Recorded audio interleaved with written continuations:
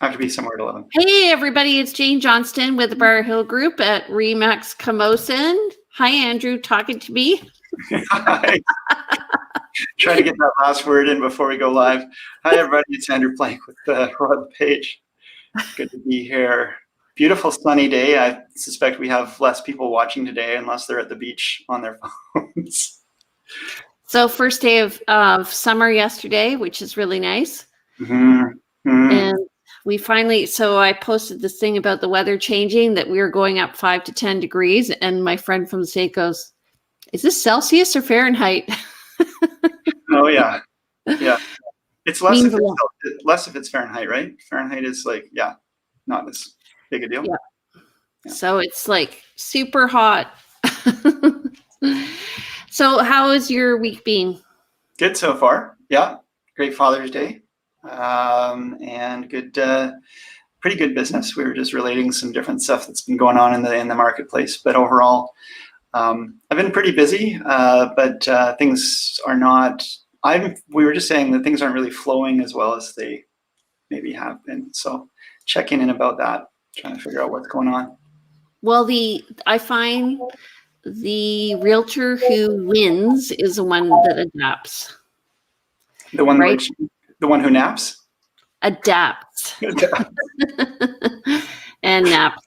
Yeah. I mean, we all be well rested in this business. But you also have to, like, when you notice that there's a change happening, you have to adapt quickly, I find, if you want to keep up. True that. Although I find it's interesting because if you do, when we're in a market like this where it's been multiple offers and very busy, and then and the market starts to shift and we're not seeing as many offers, we have to be careful that we don't emit, like, it's not a complete sea change. Things haven't entirely shifted, but we have to be careful about, do we have to go as hard and competitive as we used to? There's going to be people who still are living in that reality. And so you have to know what you're up against and just understand that you're not paying too much if you are working with buyers. But if you're working with a seller, you have to be actually careful about pricing realistically and maybe taking that bully offer when it comes in, if it comes in. Yeah, and also like maybe changing from a strategy of waiting a few days to just leaving an offer open for 24 hours. That's what people have been doing to sort of give people a chance, give buyers a chance to get in there. And I found that that's worked really well for me. Yeah, 24, 48 hours. You still want to have exposure for the property. It seems like such a tight timeline. And I, was talking with clients yesterday saying, so it feels so weird to be like giving these, there's sometimes 15-minute showing windows on some properties where you only can view it for 15 minutes because there's so much activity on it. And then there's some half-hour showing windows. My clients were saying, I can't believe we're looking at spending $1 million on a home we've only seen for half an hour. So I said, well, great, let's go back another look, and then we'll have seen it for an hour. I spend more time trying on a pair of pants.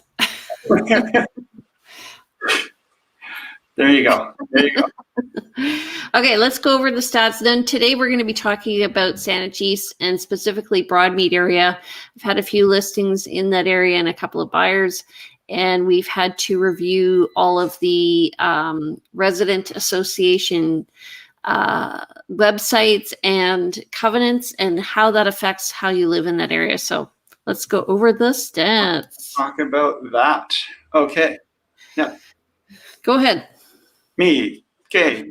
Victoria Real Estate Board stats for the month of June 2021. We had 614 unconditional sales so far in June. We're only halfway through the month. Last June 2020, there were 808 total. So we're approaching that number already, only halfway through. We're 3/4 of the way through. 3/4 of the way there. Thank you. Whereas new listings, 860 new listings so far have come up on the market in June this year, 1,430 for the whole month last year. So we're kind of on par there, maybe a little bit off, but not bad. Active listings currently 1,479 versus last year 2,698. So quite a few more last year than current, but it is edging up. We were down around 1,200 at one point, weren't we? So. Yep. I'll do the next part. So Yes. 262 new listings, 225 pending. So list to sale ratio has gone down. So we're moving more into a balanced market, hopefully. Price decreases are 50. This is on par with what we've been seeing. And then 251 sales last weekend. It was mid-month. So I tend to find people by mid-month or end of month. Yeah. And so last year at this time, we weren't sure what was going to happen. We had a glut of listings and then the market took off. I felt like 2 weeks ago, things had settled down. I was like, okay. And then maybe I realized it was me needing a little break. Yeah. Yeah, these things happen individually. I mean, just because we're slower doesn't mean the whole market is slowed down, and just because we're busy doesn't mean that the market's busy.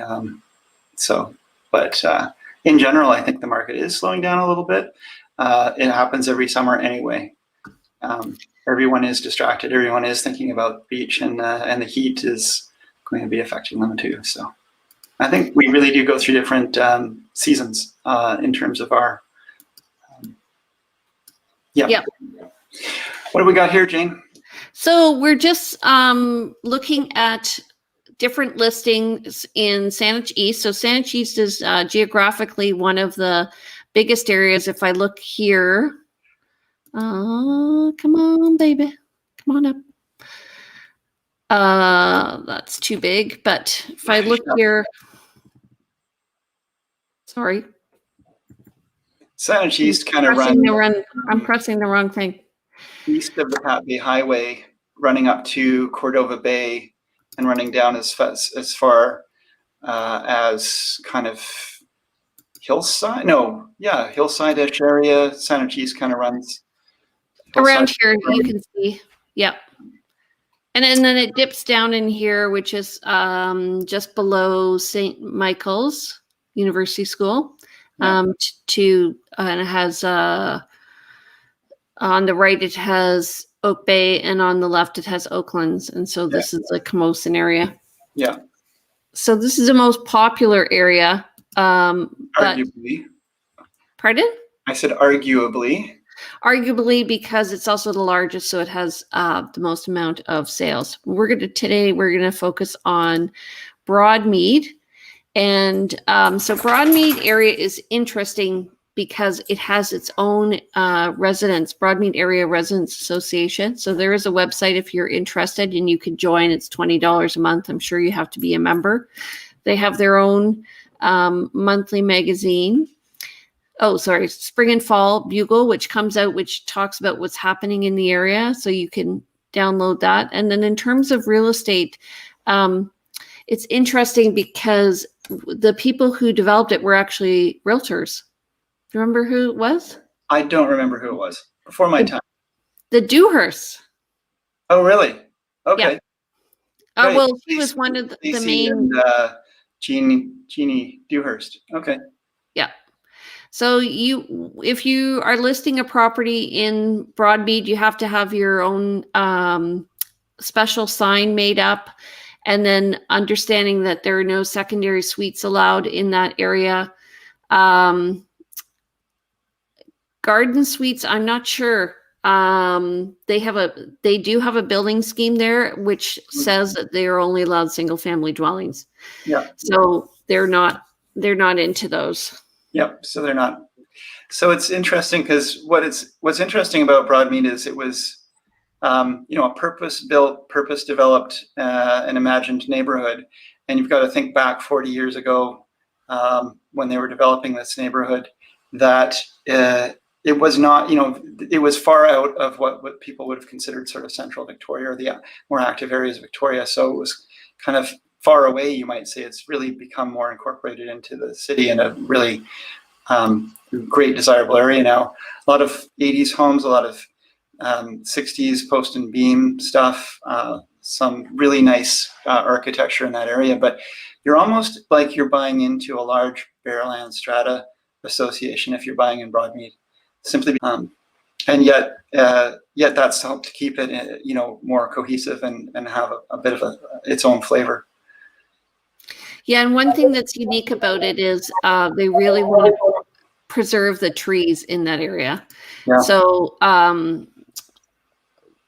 if you like, some of the properties have views or had views, which they don't anymore because Saanich in particular is very protective of the trees, so it doesn't want you to trim them. You can limb them, but they really want you to go through the process of getting your lot surveyed, and they're protective of the arbutus as well as Gary oaks. Mhm. And they're looking at the diameter of the trunk, but also how that reflects in real estate is that your view can disappear over time.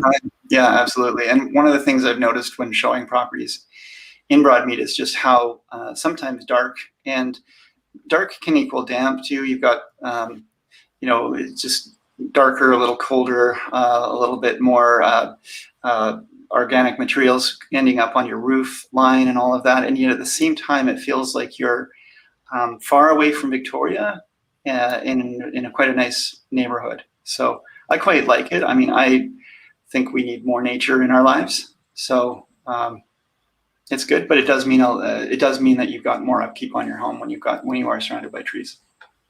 And if so it has a mixture of condos, not very many, townhomes, quite a lot, and houses. So I'm just going to be looking at the single family homes.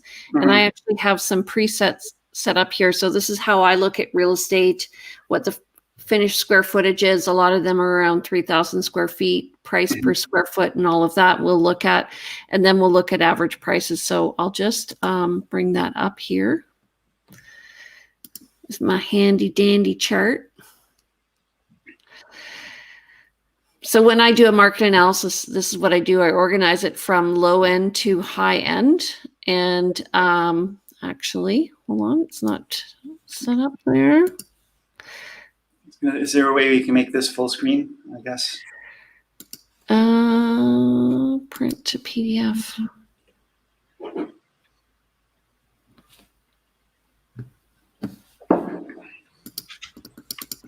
Maybe not. Okay. So just looking here, the lowest priced house in Broadmead right now is $898. No, and it's currently it was $919. Originally $898. They raised the price to $919 somehow. Yeah. And one on Royal Oak, which is a very busy road, went from $940 to $999. Yeah. Okay. So we're seeing a bit of hesitancy over the $1.5 million range there. So at 1.588, the property on Faithwood has been on the market for a little bit. I don't know if I could spend $1.5 million. Well, I think I'd hesitate a bit too. I'd be wanting to choose the best choices. Sure, I'm not making a mistake. Yeah, exactly. Well, and also it just says where do you know that you're getting good value? So there's a listing here in Emily Carr that was listed at 1.45 that sold for 1.76, and a 1.45 sold for 1.440. Right. This is where we're seeing the market level off there, I'm thinking. Around the 1.5 mark. Above that, it gets a little bit more iffy. Yeah. Yeah. You want to look at those in particular? Rarefied air where there's less people with that much money. Most people are spending, I'd say, up to, the average buyer in Victoria is under 1.2. And again, the Broadmead homes tend to be a little bit higher end and desirable. And we didn't speak about this, but they've got some great shopping around there too. 2 great malls nearby. Some good recreation. Yeah. So this is very typical of a Broadmead home, large lot. And they used to have cedar roofs. Those were all replaced. And I think they began to realize that they were a bit of a fire hazard. And then the sloping driveway, you can't really see that here, but there were sloping driveways. And then often this kind of West Coast style big window homes. So which often had metal windows. So they weren't very efficient. All of that is changing now. Yeah, because a lot of this was built up in the 80s, and so you've got 1980s windows, West Coast contemporary style homes with big vaulted ceilings and lots of windows. This is probably more like a late 80s, early 90s home. This one here, by the looks of it. Yeah, with the wood siding and everything. Yeah, and the windows and doors are very typical of that era. Yeah, with the half moon. Yeah, the half moon window. Yeah, for sure. 1988. Good one, Andrew. Thank you. And this is more 57. We're 77. Oh, interesting. Okay. So architecturally, all very interesting as well. I found like they all made a statement. And again, this is what you were saying, like in the trees, a little bit darker. And yet just, beautiful homes. They feel like estate homes, long winding roads. It's not flat there, as you mentioned. So you end up with some really interesting settings where the homes are set in interesting ways. That was a 80s West Coast contemporary home, that last one. But yeah, large cul-de-sacs. Oh, underground utilities in that area as well.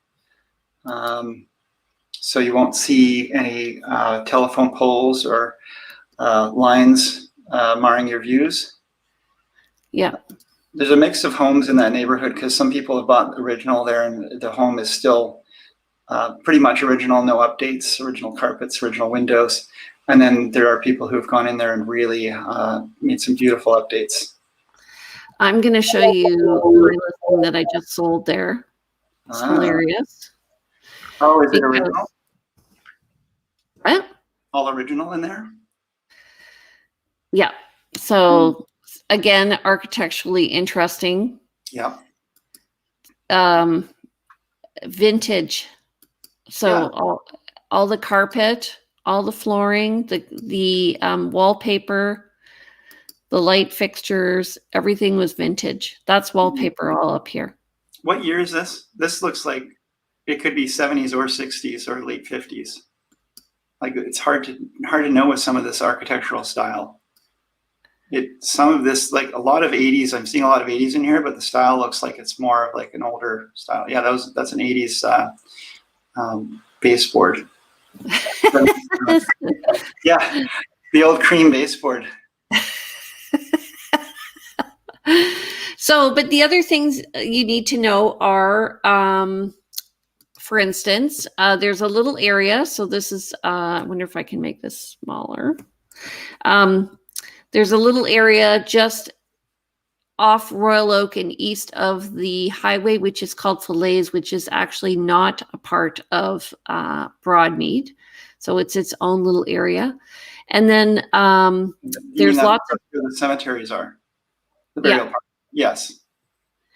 Then there's a walking trail in the area. There's the bog that you can walk around. There's little ponds east Broadmead. So really nice. Yeah.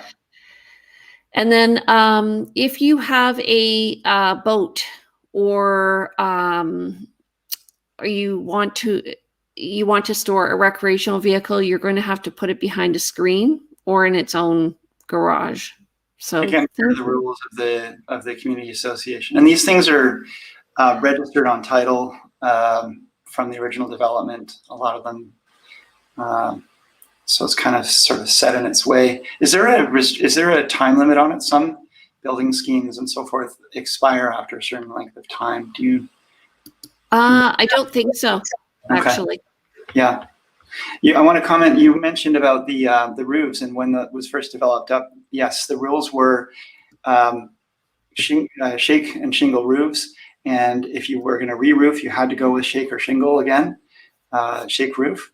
But shake has become really hard to get. It's hard to get good quality shake anymore because, of course, it's the old, not as much old growth anymore. So I guess they've relaxed that rule because the rule technically is still in place, is it not? Yeah, but I think as a group they have also, like the shake shingles used to be really thick. Now they're thin. They don't last any kind of length of time anymore. Yeah. Plus they're not fire retardant, right? So like a regular shingle. Yeah. So anyway, if you want an area where you're going to have control over things and your neighbors are going to care, that's one of the places. But just understand that if you, like for instance, I was looking with the client with a boat. I'm like, okay, well, we're going to have to hide the boat. Right. Yeah. That's one of the things, you get the benefit of the rules, but you also have to live by the rules. But in terms of an area in Victoria that's close to the center, close to the Victoria's amenities, has really beautiful architecture and really interesting homes, it's a great place to be looking. And again, there are people who can, people who are living there in the town. There's beautiful townhouses up in there. Some of them have great views because they're up on the rocks. Great walking trails. The Rithets Bog is a great place to go, even if you're not living in Broadmead. And of course, again, the shopping of the Royal Oak and Broadmead centers are really easily accessible, and you're near Elk and Beaver Lake, so it's great spot to go. So yep. Yes, good one to focus on today. Thank you, Jane, for suggesting. Yep. So we'll focus on another one maybe next week. Let's talk about Dean Park. Yep, Dean Park's another very similar setup. So. Yeah. All right. If you guys want more information, you can contact Andrew at. You can reach me at 250-360-6106. Email is info@andrewplank.com. And Jane? You can reach me at Jane Johnston. I'm with the Briar Hill Group at Remax Camosun. My number is 250-744-0775. And I have an email, briarhillgroup@gmail.com. And you can reach me at one of my two sites, briarhillgroup.com or vancouverislandtime.com, which is about lifestyle on Vancouver Island. Excellent. All right, let's make this one a short and sweet. Everyone go out and enjoy the sunshine. Have a good day. I'm off for 3 days camping. See you, everybody. Bye. Bye.